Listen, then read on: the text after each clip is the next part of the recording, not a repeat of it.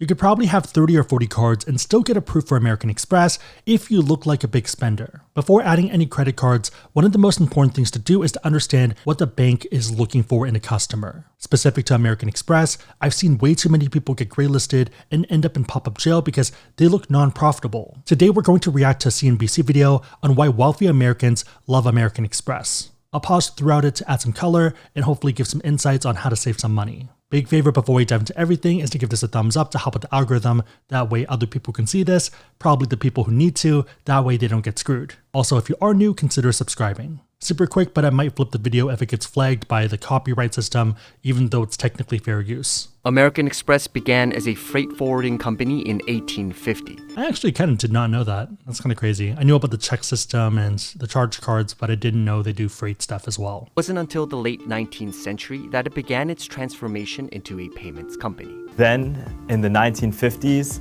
following its high success from traveler checks, it introduced its first charge card to offer customers a more convenient way to pay. It's kind of crazy to think how much they've innovated in that time.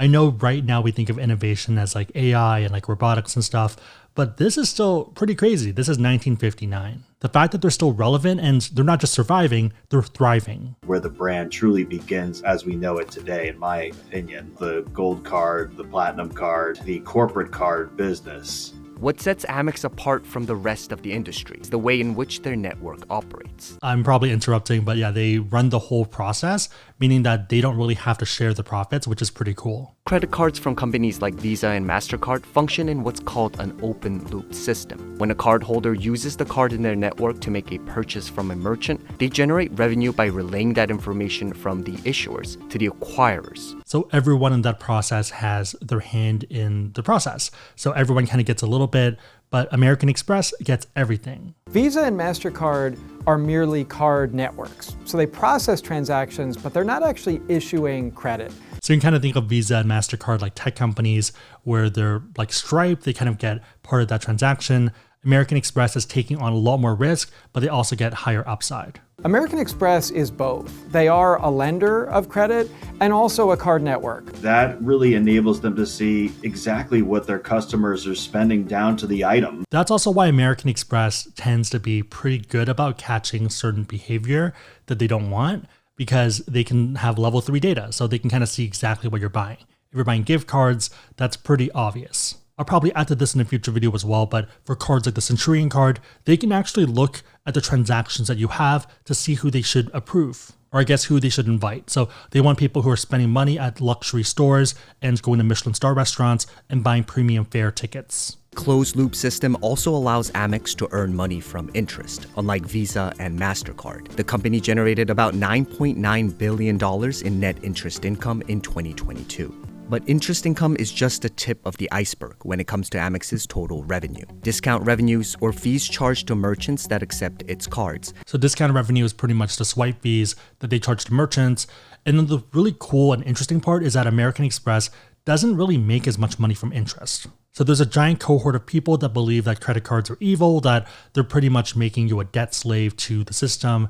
And I kind of get why that might be true, especially for the more subprime cards. For the prime and super prime cards like Chase and American Express, that doesn't tend to be the case. If anything, Chase loses money from their credit cards. They're trying to kind of cross-sell you other products like mortgages, investment accounts, and other services. American Express is focusing on discount revenue, hence why they want people who spend a ton of money. Brought in more than $30 billion in 2022, contributing to more than 58% of Amex's total revenue net of interest expense for that year. They charge a premium to their merchants to take their cards. The merchants are willing to pay that premium because American Express is bringing them the most affluent, biggest spenders. It's kind of like this chicken egg thing too, where by having this whole clout aspect to it, they've built this whole rapport, and it works for the vendors, which means it brings in more customers and more experiences and stuff. And it's just this virtuous loop. On that note, if you suddenly have an urge to learn more about American Express cards and you want to support the channel, we do have links on the website, AskSebby.com, and down below in the description box. Make sure that the links are competitive, but otherwise, it is a huge way to support the channel, so thank you guys in advance. Also, if you are going for the Platinum card, I'd recommend checking Card Match, that I'll link down below, to see if you have the 150k targeted offer. Generally speaking, the Platinum 150k is the best starting point with American Express. If you're not sure if the Platinum card makes sense, we also have a calculator on AskSebby.com. So Google AskSebby Platinum worth it, and it should pop up. They charge the merchants 2.5 or so, it depends. A lot of their revenue, unlike their competitors, is coming from this swipe. Because of its reliance on discount fees, big spenders are Amex's most important asset. Reports claim that Amex card members spend on average 3 times as much annually as those who aren't members. I wouldn't be surprised by that, but also I feel like that might be not the fairest number because you're looking at all Visa card holders, all MasterCard holders compared to American Express. When you look at it from, let's say, only Chase Sapphire Reserve numbers, those look a lot better and closer. I mean, for example, Chase Sapphire Reserve people spent $39,000 on the card, maybe not as much as the Platinum people, but still pretty decent. Amex targets these affluent cardholders through a spend-centric model that focuses on generating revenues primarily by driving spending on its cards. So this is also why a lot of people get screwed because they think that they need to get an American Express card early on in order to get the foot in the door to build history with American Express.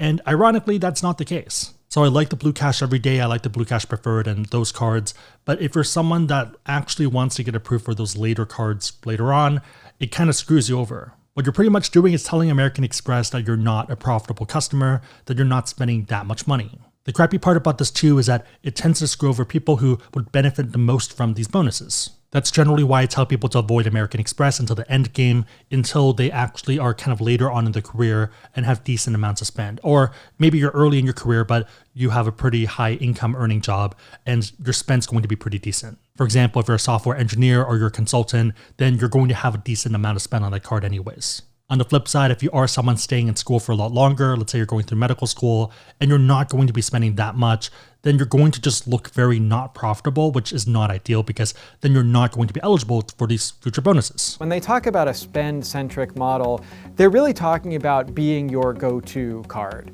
And I think a really good example of this is the Amex Platinum card. On the face of it, this is a travel card, but you can also get a free Walmart Plus membership.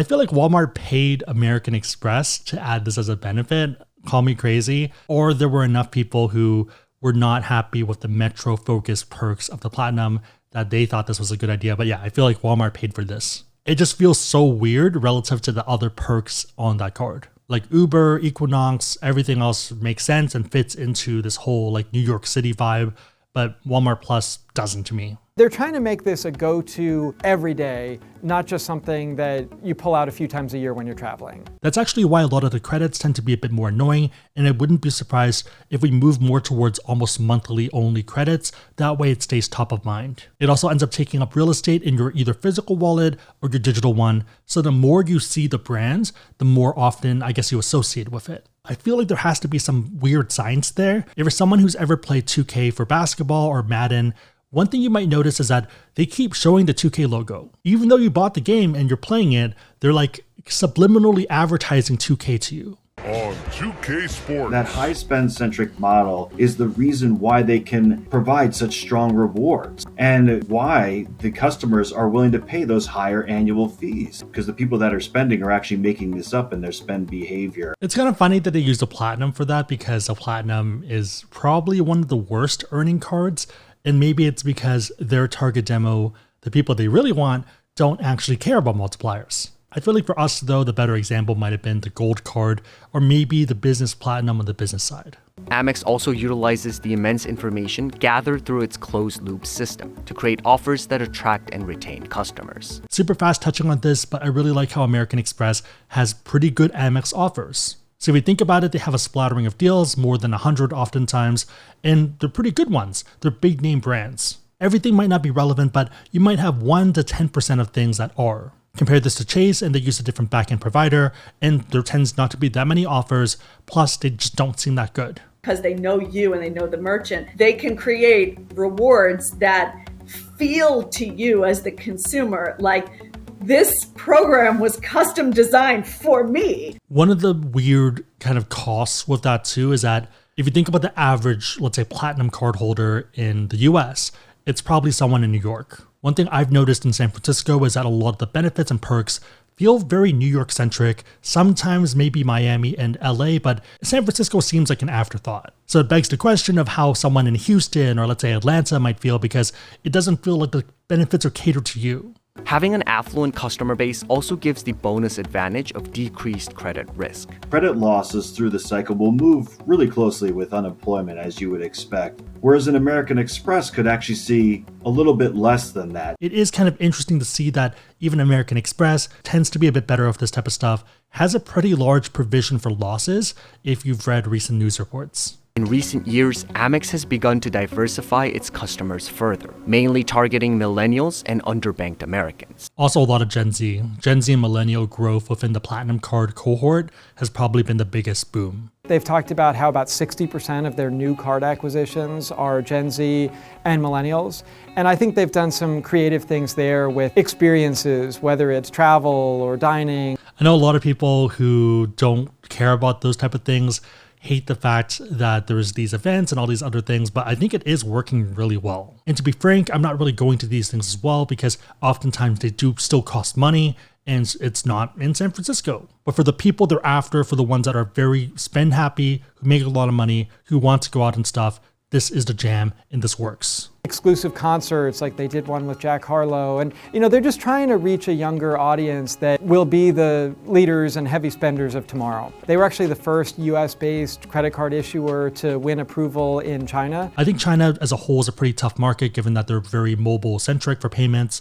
But I feel like if there was one issuer to go in and win, it would be American Express. The rationale that the top of the top probably wants to flex, and the places they're shopping probably take American Express. The biggest threat for Amex is the competition within the credit card industry. To me, the biggest weakness or danger for American Express really is that marketplace power of Visa and MasterCard and what they may decide to do with it. As their technology advances, those open loop card programs can better replicate what American Express is able to do. There are a lot of startups that are kind of trying to do the whole partner thing and making that process a bit better. American Express has also been pretty good about acquisitions, so I think they will stay ahead of the curve. For me, at least, when I think about finance and tech innovation, which sometimes feel like very competing terms, American Express and Visa are at the forefronts. They're not by any means immune to a downturn, but at the same time, with that high spender, affluent customer, those credit losses are likely significantly lower than some of the peers that are more focused on average consumer, even subprime borrowers. I would not be surprised if the Apple Card gets blown up if we do see like a full-blown recession, given everything that we know. Chase and American Express are probably better off, and the subprime ones might be hit a bit harder. Capital one's also in a pretty interesting spot. I guess 5 key takeaways from this video. Number 1 is that they have a closed loop system, meaning that they monetize and they make money through the whole process. The big risk being that they take the credit risk. So if we do see a great recession style thing, then they might get screwed. Number 2, they've pretty successfully used their branding and their clout to bring in these high spending customers. It also helps that their cards focus on that because they have pretty aggressive annual fees, and most normal people, if you don't dive into the benefits and stuff, you're probably going to get scared off. Number 3, they use the fact that they have these high spending customers to get higher rates with merchants. Number 4, they're winning younger consumers who are likely to evolve into that high spending customer, if not already, by having more events and lifestyle things. Number 5, they are pretty protected if there is a recession, a normal one, because of their clientele. As long as the middle class and up doesn't really get that affected, they should be fine. Again, if you want to learn about cards, we do have links on the website, AskSebby.com, and down below in the description box. If you made it to this point in the video, then leave a credit card emoji in the comments down below, and I'll try to heart it and also respond. My question for you is, what are your thoughts on American Express and their strategy? Also, if you are someone that's a card holder, what's been your experience? If you're not, when are you going to get them? Let me know and everyone else know in the comments down below. Big favor, give this a thumbs up, consider subscribing, but otherwise, hope you guys liked it. See you guys next time.